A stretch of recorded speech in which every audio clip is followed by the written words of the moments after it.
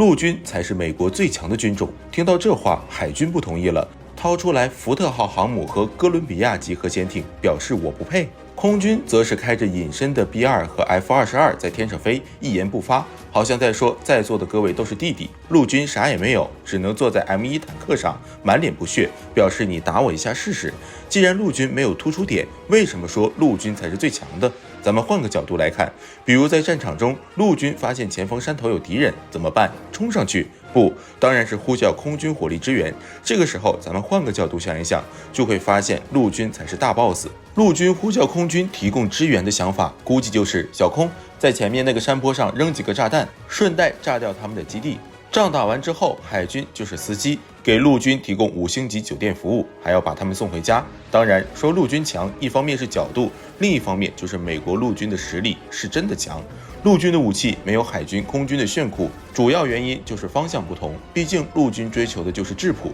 装甲厚的同时火力猛就够了。按照美国陆军当前的实力来看，火力军愿意称之为地表最强，庞大的军队规模、先进的武器设备，在高科技技术下的现代战争，美国陆军依旧是那个最亮眼的仔。这期视频，火力军就为美国陆军证明，一直以来，美国陆军的实力在海空的光辉下被大众低估，甚至还有了美国海空实力保证美国的地面部队不会战败的说法，就不能是美国的陆军地表最强，非要加上海空实力。而且未来战争虽然是从海军对战或者是空军对战开始，但是最终一定会延伸到陆地对战。陆军的重要性，火力军就不多说，主要还是聊聊为什么陆军会被忽略。这个问题其实无法解决，除非给陆军配个 B2 轰炸机。了解美国战术的朋友都知道，美国讲究的是协同作战，你帮我，我也帮你。而且无论是海陆空一起出动，还是单独作战，都是以保护士兵为首要前提，能用火力覆盖消灭的敌人绝不拼刺刀。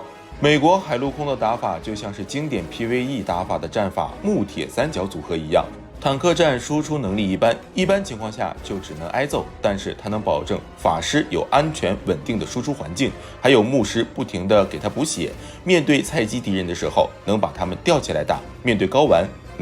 美国到现在还没正面跟哪个睾丸高强度交手过，毕竟在美国面前压根没有几个睾丸。另一点就是现在的睾丸，谁手里都有一个大导弹，一言不合掀桌子，压根儿就打不起来。这就导致美国的战争99%都是虐菜，没啥技术含量。空军一轮轰炸下去就基本结束了，陆军没有发挥空间，直接捡人头就行了。这也就导致美国陆军的光芒越来越小，完全被海空遮住了。所以就有了因为海空强，美国陆军才能强的说法。实际上，美国陆军也能独当一面。接下来，火力军就来扒一扒美国陆军的实力。在当前美国的军种里，其实就属陆军规模最大。美国当前最常见的军种就是海陆空以及海军陆战队，总规模大约在140万人，陆军就占了48万人，海军和空军的规模基本一致，加起来70多万人。另外还有大约20万人的海军陆战队，就这规模，谁还说美国陆军菜？美国陆军的装备也是没得说，当前世界上最早完成陆军全面机械化的就是美国。简单来说，机械化部队就是以坦克、装甲运兵车、步兵战车进行移动作战的部队，优点是部署迅速、火力强悍，让 C-130之类的运输机提供全球包接包送服务。机械化部队的主力装备 M1 系列的主战坦克、M2 型步兵战车、M3 型骑士战斗车、阿帕奇武装直升机、黑鹰直升机，哪个不是世界顶尖？其中坦克数量接近8000辆，装甲车14000多辆，步兵战车6000多辆，防空导弹发射器3000多部，运输机、武装直升机上几千架，完全可以说是一直坐在机械化装备上作战的部队。具体的数据，火力军就不赘述了，感兴趣的朋友可以在火力军的频道里搜索。其次就是美国陆军的作战师也很齐全，可以分为3种6类：装甲师、机械化步兵师、轻步兵师、山地师、空降师和空中突击师。其中装甲师和机械化步兵师为重型装备师，轻步兵师和山地师为轻型装备师，空降师和空中突击师为快速反应师。不同的师团所担任的作战任务也不一样，但装备都大差不差。就拿重型装备师的骑兵师为例，坦克和战车等合计1000多辆，阿帕奇、EH-60等各型直升机127架。可以说，美国军队的武器配置基本上可以将火力拉到了极致。其次就是美国集团军了，一个美军齐装满员的集团军至少装备了1566辆 M1A2 主战坦克。注意，这不包括集团军装备序列内的 M2 布拉德利步兵战车，以及 M109A6 帕拉丁自行火炮等主战装备。如果再算上集团的工程支援车辆以及后勤保障车辆的话，那么整个集团军的各型车辆基本上不少于4500辆。这还只是美军装备数量的冰山一角，还有相当多的一部分在海上飘着，或者是在美国国内的沙漠里封存着。先来聊聊这个海上飘着是什么意思。美军在冷战时代就有将武器装备进行海上前沿预制，其武装力量能够做到全球部署、全球到达，并且实现军事力量前沿存在的战略目的。海上预制的意思是说，在全球范围内一些存在的冲突或者是热点地区附近的海域，用装备运输船预先进行一些武器装备、作战物资以及少量战斗兵员的储备和部署，当战争爆发时，迅速向战争爆发的地方进行投送，以保证后续空运抵达的作战部队兵员及时得到相应的武器装备以及战备物资。这样一来，参战部队就能在最短的时间内组成体系进行战斗，顺带还保证了战区的后勤。美国在沙漠里封存的武器装备也是坦克坟场。位于内华达山脉山谷地区的塞拉利昂陆军军械库，作用其实与战机坟场一样，用于存放退役或者封存的装备。当然，看名字就知道，坦克坟场存放的是陆战装备，都是一些坦克、装甲车、军用卡车等等。塞拉利昂陆军军械库早在1942年就建立了，最初打算是为了防止日军轰炸而建立的后方装备储存基地。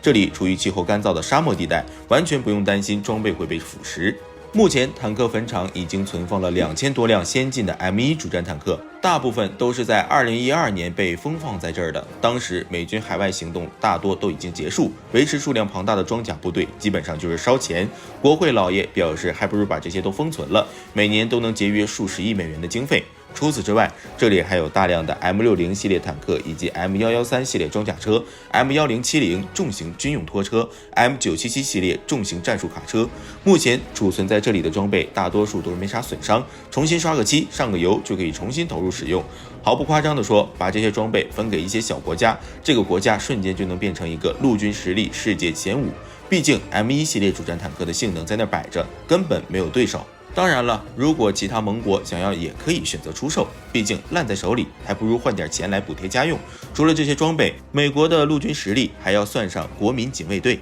这个听上去像是松散的民兵组织，实际上却是一个民兵组织，但并不松散，甚至可以说战力超强。还有人认为美国陆军最强的不是陆军，而是国民警卫队的战力确实很强。它不仅可以用于保卫美国本土，也可以是对外作战的重要力量。在美国国内平息骚乱、灾难救援行动中，也能看到国民警卫队的影子，可以说是全能队员，脏活累活全都能干。从辈分上来讲，国民警卫队其实还是爷爷辈的。早在1636年，美国陆军国民警卫队就已经成立了，比美国陆军成立的都早。空中国民警卫队成立的时间和美国空军同一天。注意，海岸警卫队跟国民警卫队没啥关系。虽然海岸警卫队的名字中也有警卫队，二者看起来像是亲兄弟，但实际上没啥关系。海岸警卫队其实就是美国6大军种之一。目前，美国的6大军种包括陆军、海军、空军、太空军、海军陆战队和海岸警卫队。言归正传，为什么国民警卫队的实力强？国民警卫队说是美国的民间组织，现在也只是正规军的预备役部队，实力却和美国正规陆军相差无几，甚至比很多国家的正规军都强。目前陆军国民警卫队的数量为33.6万人，空中警卫队大约10.7万人，人数上确实不如正规军，但该有的装备一个不少，身上装备的头盔、制服、腰带、皮靴，以及手中的 M4A1 卡宾枪、M16步枪，与美国陆军步兵以及海军陆战队等正规军队的装备基本上没有什么区别。美国陆军、空军装备的主战武器，国民警卫队基本上都有。比如说美陆军的 M1 系列主战坦克，空军的 B2 隐形轰炸机和 F-22战斗机在内的各型作战飞机，而且军衔、编制、后勤都和正规部队一模一样。就拿美国空中国民警卫队来说，被称为继承美国空军、海军航空兵之后的世界第3大空中力量。在太空军正式成立之前，空中国民警卫队甚至还负责部分航天任务。空中国民警卫队的武器库中，战斗机、轰炸机、空中加油机、预警机、侦察机、运输机样样不少，还有最先进的 F-22A 战斗机。国民警卫队第131轰炸机联队甚至还装备了 B2 隐形轰炸机。如果国民警卫队的士兵补充进正规军，基本上就是无缝衔接，毕竟正规军所有的武器装备都接触过。相比之下，陆军国民警卫队也不会差。这战力谁还敢说这是一个民兵组织？其他国家的民兵组织基本上都没什么军费，民兵都是各自工作或务农，有什么重大事情时才会有相关组织将民兵临时组织起来，执行战备巡逻，作为后勤人员支援军队作战，维护治安和社会秩序等任务。既然实力如此强大，国民警卫队自然不是简单的维护治安队，它的首要任务还是作战，主要是针对全球对手的海外战争。从第二次世界大战到二战后的历次美国参与的战争，几乎都有国民警卫队的身影。比如在伊拉克战争中，国民警卫队在一线战斗部队的比例大约占43%，阿富汗战争大约占55%。陆军国民警卫队与美国陆军加一块才算是美国地面部队的全部实力。那么陆军在美国军种里占据什么地位？从实际出发，海军其实是最受重视的，其次就是空军，陆军则是吃海空剩下的。关于美军军种的地位，一直都有1等人海军、2等人空军、3等人陆军、4等人海空陆战队的说法。单看年度军费预算，海军就是最烧钱的那一个，接着才是美国空军、陆军，海军陆战队的预算则直接被划给了海军管理。花钱方面自己说了不算，还有指挥权。海军陆战队作为一个军种，在美国国防部并没有自己的独立军部，只属于海军管理的一个分支。当然，这只是外表，内地里海军、空军、陆军都觉得自己才是最屌的。就比如在战争中，海军将陆军送过来，然后陆军呼叫空军这个循环，